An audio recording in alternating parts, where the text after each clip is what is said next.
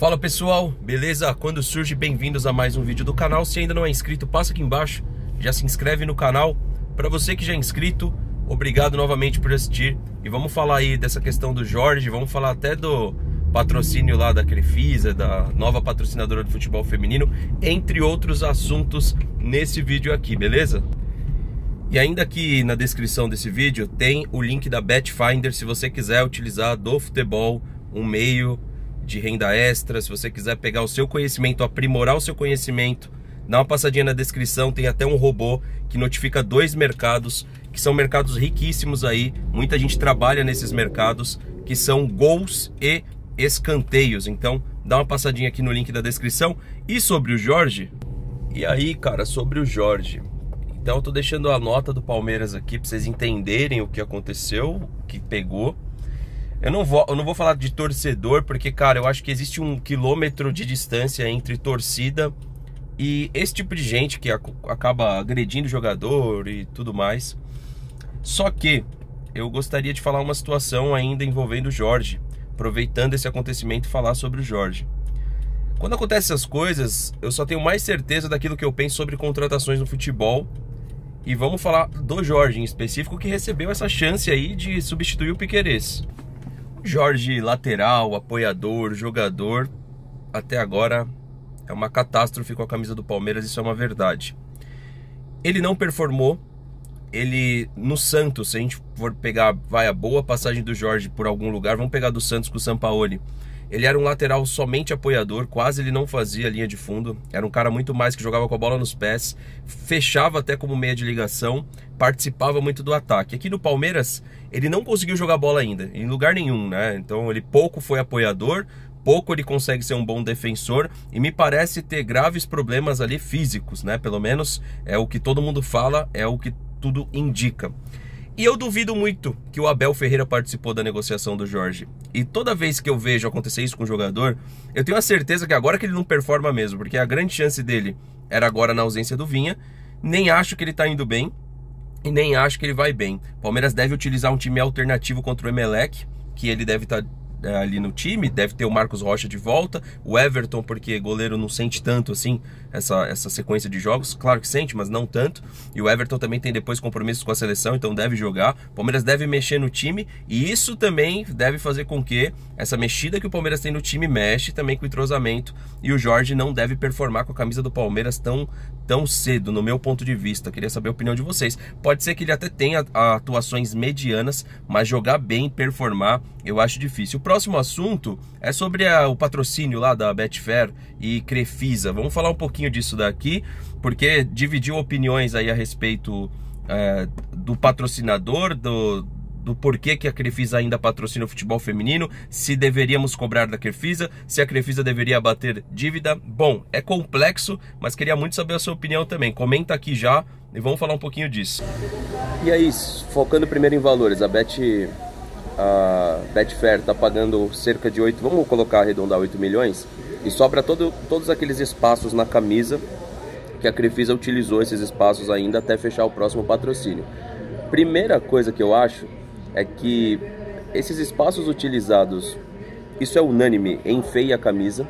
Se a Crefisa, que aí eu já não tenho certeza do contrato de publicidade, os valores e tudo mais, se a Crefisa ela não paga a mais por isso, deveria no mínimo abater a dívida. Isso pra mim é muito claro. Isso eu não tô me apegando em opiniões do pessoal dos grupos, porque elas são divididas, cara. Tem gente que tem uma eterna gratidão à Crefisa e acha que ela pode explorar a marca do Palmeiras como ela bem entender. Eu acho que não. Só que faço essa ressalva que eu não tenho certeza dos números perante essa exploração de marca na FAN, né? Na FAN que eu falo, da FAN na TV Palmeiras, da Crefisa na TV Palmeiras com o futebol feminino. Uma coisa que eu achei extremamente positivo é saber que o patrocínio que entrou da Betfair faz com que a Crefisa não precise, o Palmeiras de certa forma não precise dividir as receitas do masculino com o futebol feminino. Então é o futebol feminino funcionando mais, de certa forma, sozinho, individual. Então isso eu acho extremamente positivo pro Palmeiras. Então por esse ângulo, por essa vertente, eu acho acho que foi positivo a entrada aí da nova patrocinadora do futebol feminino, beleza? Quem não conhece, inclusive, é uma exchange, uma casa de apostas como qualquer outra. A diferença hoje da Betfair para as demais é que a Betfair tem a bolsa esportiva, ou seja, ela tem a opção de você fazer trade esportivo lá dentro. Para quem não conhece o modo de operação da patrocinadora do futebol feminino. E falando do Endrick aqui, que já é assunto nos programas de televisão, acho a multa do Endrick uma multa normal, é a multa padrão aplicada, entre 50 a 60 milhões de euros, então é uma multa, não é baixa, tá? O salário eles não divulgaram, e eu acho que é certo para não criar nenhum tipo de especulação nesse primeiro ano do Endrick, ou seja, o Endrick vai ser utilizado igual os outros da base estão sendo utilizados, então é importante a gente pensar do lado de cá que não inviabiliza a contratação de um 9. Se o Endrick ele vai ter o mesmo projeto de carreira pensado dos demais, pelo menos é o que a gente está sabendo, não inviabiliza a contratação de um 9 no meio do ano. Então o ano de 2022 não vai ser aquele ano do Endrick presente e a cada, sei lá, jogo sim, jogo não. Primeiro é introduzido ao banco de reservas, depois coloca em algumas minutagens de jogo para depois adquirir ou não uma possível titularidade. Então essa possível titularidade não acontece nesse ano. Isso é uma coisa que a gente tem que ter em mente. A multa não é baixa. O jogador só pode sair agora com 18 anos por questões de passaporte, então ele não vai sair para um outro time do Brasil. Então, para sair para a Europa, só depois dos 18. Então, a gente pelo menos tem 2 anos de Endrick. Então, o Abel, conhecendo o Abel, ele não vai colocar o Endrick para jogar igual a gente tinha uma necessidade de colocar o Gabriel Jesus na época, certo? E até porque são etapas diferentes, eu acredito que de lá para cá, alguns jogadores também queimaram etapas e o clube, de certa forma, está preferindo trabalhar com uma cautela maior, que é claro que a gente pode ou não questionar essa cautela.